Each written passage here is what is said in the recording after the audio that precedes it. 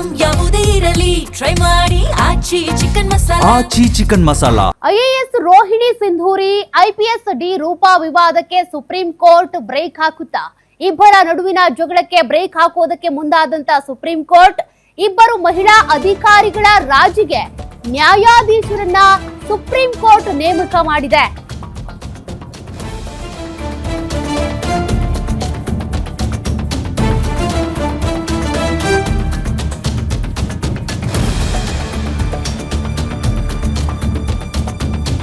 ಸಂಧಾನಕಾರರಾಗಿ justice Kurian Joseph ಅವರನ್ನ ನೇಮಿಸಿದಂತ court ಇಬ್ಬರ ನಡುವಿನ ಮಾನನಷ್ಟ ಮೊಕದ್ದಮೆ ಕೇಸ್ನಲ್ಲಿ ಸಂಧಾನಕ್ಕೆ ಸೂಚನೆಯನ್ನ ಕೊಡಲಾಗಿದೆ. ಸುಪ್ರೀಂ ಕೋರ್ಟ್ನ ನಿವೃತ್ತ ನ್ಯಾಯಮೂರ್ತಿಯಾಗಿರುವಂತಹ ಕುರಿಯನ್ ಜೋಸೆಫ್ ಕೋರ್ಟ್ ಹೊರಗಡೆ ಇಬ್ಬರು ಕೂತು ಮಾತನಾಡಿ ವಿವಾದ ಬಗೆಹರಿಸಿಕೊಳ್ಳಿ. ಸುಪ್ರೀಂ ಕೋರ್ಟ್ ಆದೇಶಕ್ಕೆ ಸಹಮತ ಸೂಚಿಸಿದಂತ ಇಬ್ಬರು ಅಧಿಕಾರಿಗಳು ಈ ಹಿಂದೆ ಸಂಧಾನಕ್ಕೆ ಒಪ್ಪಿರಲಿಲ್ಲ. ರೋಹಿಣಿ ಸಿಂಧೂರಿ ಈಗ ಸಮ್ಮತಿ ಕೊಟ್ಟಿದ್ದಾರೆ.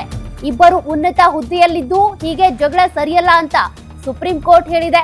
ಶೀಘ್ರದಲ್ಲೇ ಜಸ್ಟಿಸ್ ಕುರಿಯನ್ ನೇತೃತ್ವದಲ್ಲಿ ಸಂಧಾನ ಸಭೆ ನಡೆಯುವಂತ ಸಾಧ್ಯತೆ ಇದೆ. ಇಬ್ಬರು ಅಧಿಕಾರಿಗಳು ಕೂಡ ಒಪ್ಕೊಂಡಿರೋದ್ರಿಂದ ಈ ಸಂಧಾನ ಮಾತುಕತೆ ಸಕ್ಸಸ್ ಆಗಬಹುದು. ಇಬ್ಬರ ಮಧ್ಯೆ ಒಂದ್ ರೀತಿ ರಾಜಿ ಆದ್ರೂ ಆಗಬಹುದು.